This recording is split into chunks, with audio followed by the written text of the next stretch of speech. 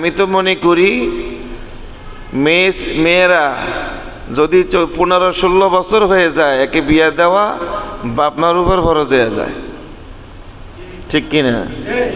কারণ যেই কৃষ্টি কালচার বিশ্বের মধ্যে শুরু হয়েছে, যেই বেহাপনা অশ্লীলতা শুরু হয়েছে, এই অশ্লীলতা বেহাপনা শরীয়তের যে বিধানটা একজন মুসলিমাত হিসাবে একজন বাবা মা মানা উচিত। আর না হয় ছেলেমেয়েরা 100 থেকে, আমার মনে হয় এটা কতটুকু বাস্তবতা জানি না, আমি ব্যক্তিগতভাবে মনে করি 100 থেকে 90% ছেলেমেয়ে নষ্ট হয়ে যাচ্ছে। কথা বুঝতে পারছেন?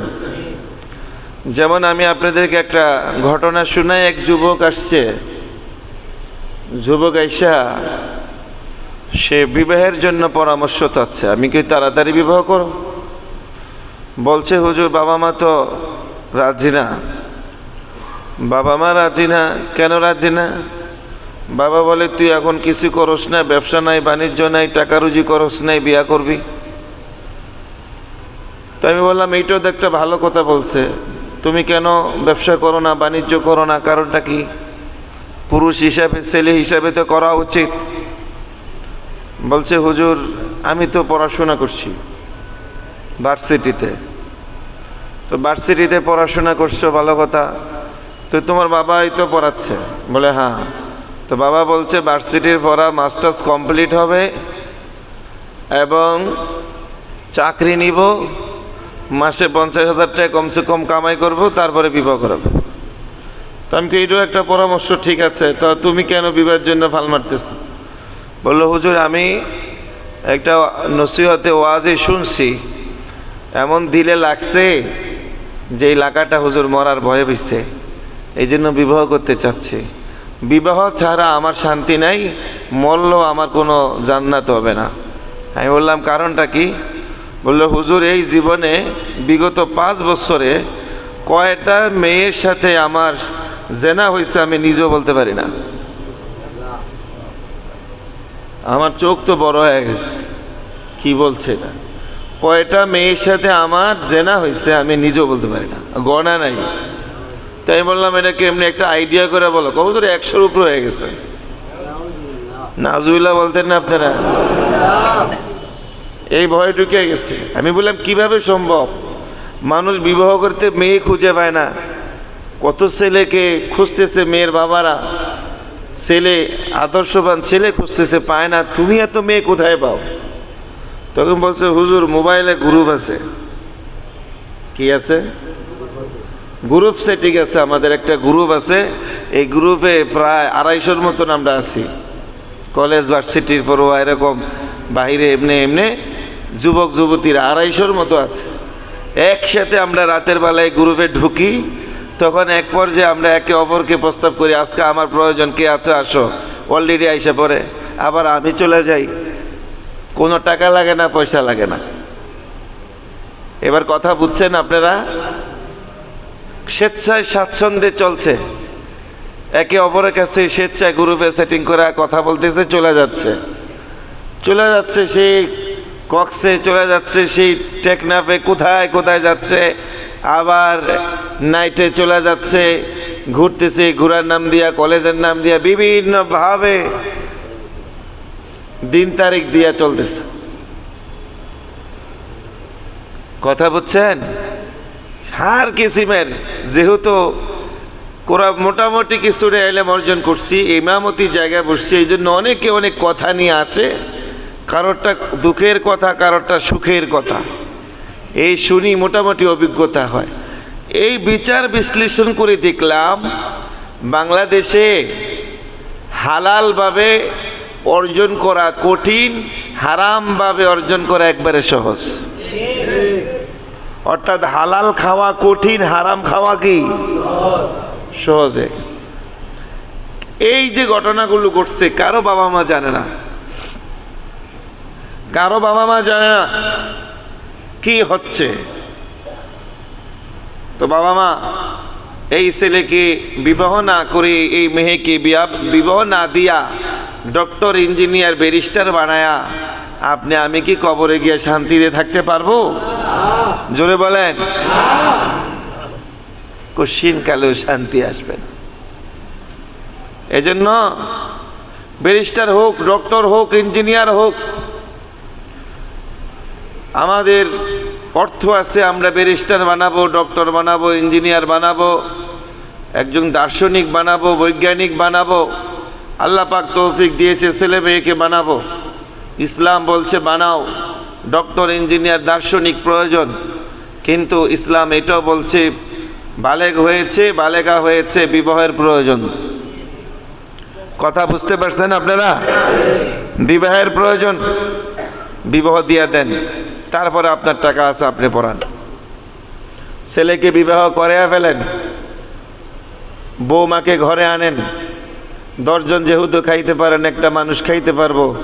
ছেলে, আপনার টাকা আছে, আপনি ছেলেকে ব্যারিস্টার বানান, ডক্টর বানান। ইসলাম আপনাকে বাহবা দিবে, পরকালে জান্নাত আপনার জন্য হাতছানি করে ডাকবে। কি কথা ঠিক কি না?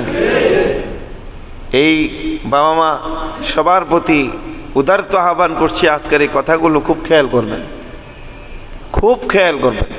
আর না হয় যতই হজ করি, যতই জাকাত দেই, যতই তাহাজ্জুদ পড়ি, যতই গোলামি করি, আল্লাহ পাকের কপালে নাও দাগ ফালে ফেলি, সেজদা দিতে দিতে, তাবলিগ করতে করতে, সিল্লা দিতে দিতে, হক্কানি ফির মাশায়েখদের দরবারে গিয়া দান সৎকা করতে করতে যদি কপালে দাগও ফেলে ফেলি, এই গুনার দায় দায়িত্ব কিন্তু আপনার মাথায় আসবে। এর জন্য পরকালে জাহান্নাম ভোগ করতে হবে, এতে কোনো সন্দেহ। কথা বুঝতে পারছেন আপনারা? এই দিক দিয়ে সতর্ক থাকবেন, এই দিক দিয়ে খুব সতর্ক থাকবেন।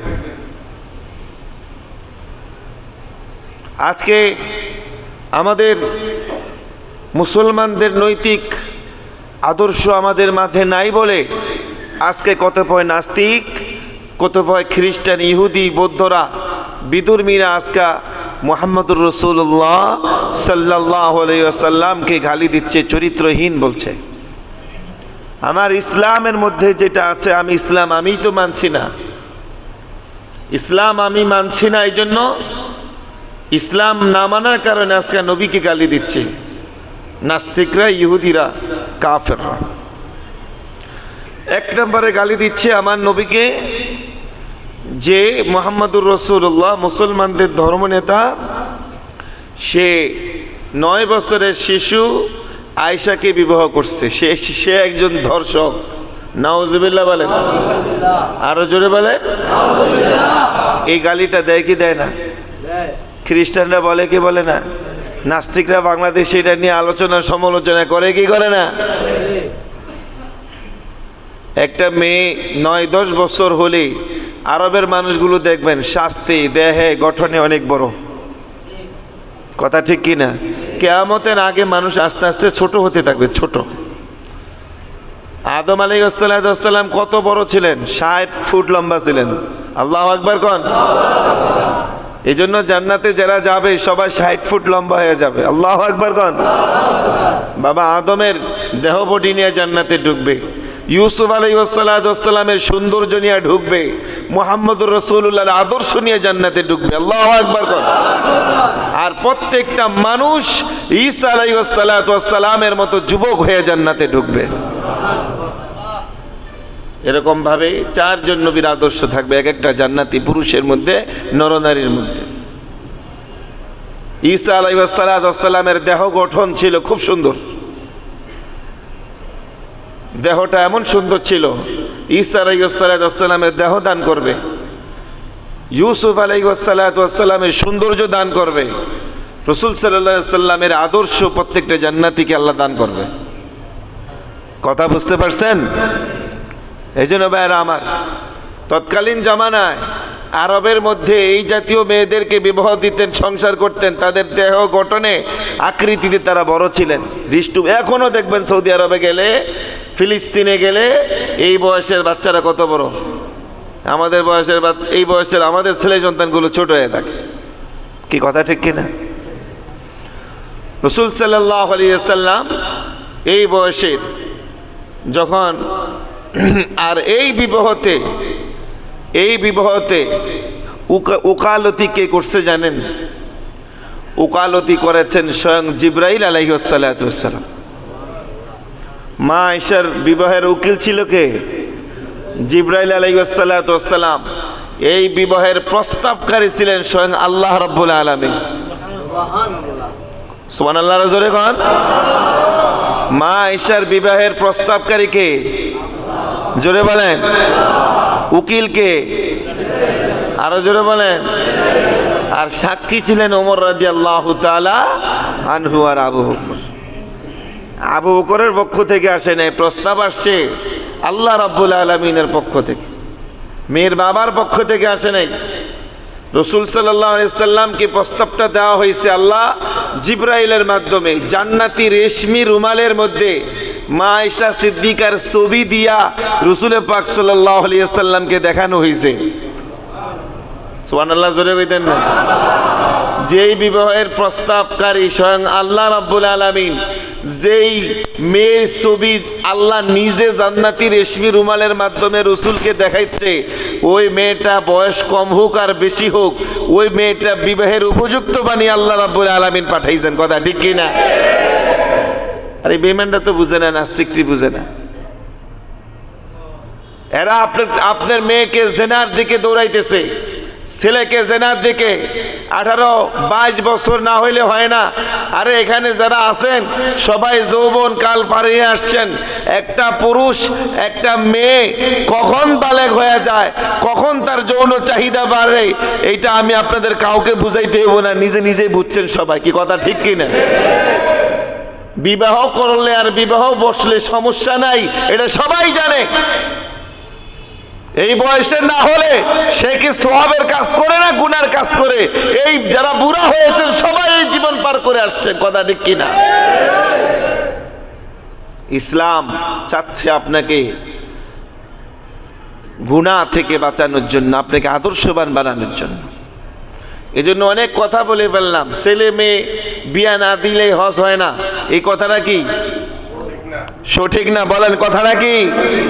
আরো জোরে কর। আর আপনার ছেলে মেয়েকে ডক্টর ইঞ্জিনিয়ার বানান, কোনো বাধা নাই। বয়স হয়েছে বিবাহ দেন, বয়স হয়েছে টাকা আছে বিবাহ করে ফেলেন। সে পড়ো, তাকে পড়ান, অর্থ আছে পড়াবেন, সমস্যা কি? আলহামদুলিল্লাহ আমি অনেক বিবাহ পড়াইছি। মেয়ের বাবা মা বলছে মেয়েও পড়বে ছেলেও পড়বে, মেয়েকে মেয়ের বাবা পড়াবে, ছেলেকে ছেলের বাবা পড়াবে। তাদের বিবাহ হয়েছে, সুখে শান্তিতে আছে। তারা দ্বিতীয় নেক্সট কোন জায়গায় চিন্তা করে এই ছেলে মেয়ে জেনা করবে? প্রয়োজন হয়েছে বৈধভাবে স্বামী স্ত্রী এক জায়গায় হয়েছে। আর যখন ছেলে মেয়ে বিবাহ হবে না, প্রয়োজন হয়েছে অবৈধভাবে জেনার বিচারে নাইট ক্লাবে যাবে। কথা ঠিক কিনা? যান আপনি রাতের রাতদারে, এই যে কলেজ, ঢাকা কলেজের ওই সাইডে কি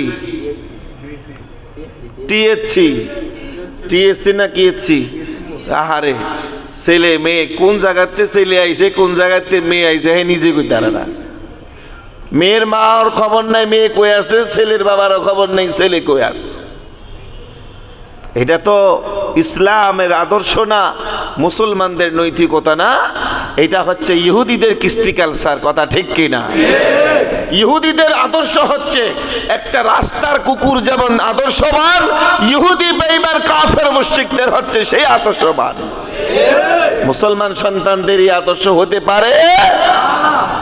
আপনি আমেরিকাতে যান, ব্রিটেনে যান, তাদের সন্তানগুলোকে কলেজ ভার্সিটি স্কুলে ভর্তি করাইতে হইলে মায়ের পরিচয় নেই, মায়ের পরিচয় দিয়ে চলে। কারণ এরাও জানে যে আমাদের দেশে এমন রীতিনীতি হয়েছে যে এই ছেলে কোন বাপের আছে এই নিজেও জানে না, মাও কইতে পারবো না যে কোন পুরুষের দ্বারা এই ছেলে সন্তান জন্ম নিছে। কি কথা ঠিক কিনা? এই জন্য মায়ের পরিচয় দেওয়া চলে, কাগজপত্র মায়ের পরিচয় দেওয়া হয়, বাবার দেওয়া হয় না।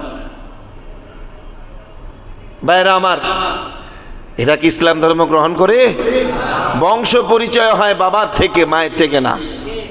বংশ পরিচয় কার থেকে হয়? আর রাস্তার কুকুর হায়াওয়ান জানোয়ারের বংশ পরিচয় হয় মায়ের থেকে। খ্রিস্টান, ইহুদি, কাফের, বেঈমানদের বংশ পরিচয় হয় মায়ের থেকে, মুসলমানদের পরিচয় হবে বাবার থেকে। কথা ঠিক কিনা? বাবার পরিচয় মানে সন্তান, বৈধ সন্তান, হালাল সন্তান। কথা ঠিক কিনা? এই জন্য ভাইরা আমার, যদিও কথাগুলো খারাপ লাগছে, কিন্তু কথাগুলো প্রয়োজনের কথা, ঠিক না? এই জন্য বললাম, ছেলে মেয়ে বড় হয়েছে, এই জন্য হজ হবে না, এই কথাটা কি কথা বলেন? ভুল, সঠিক না।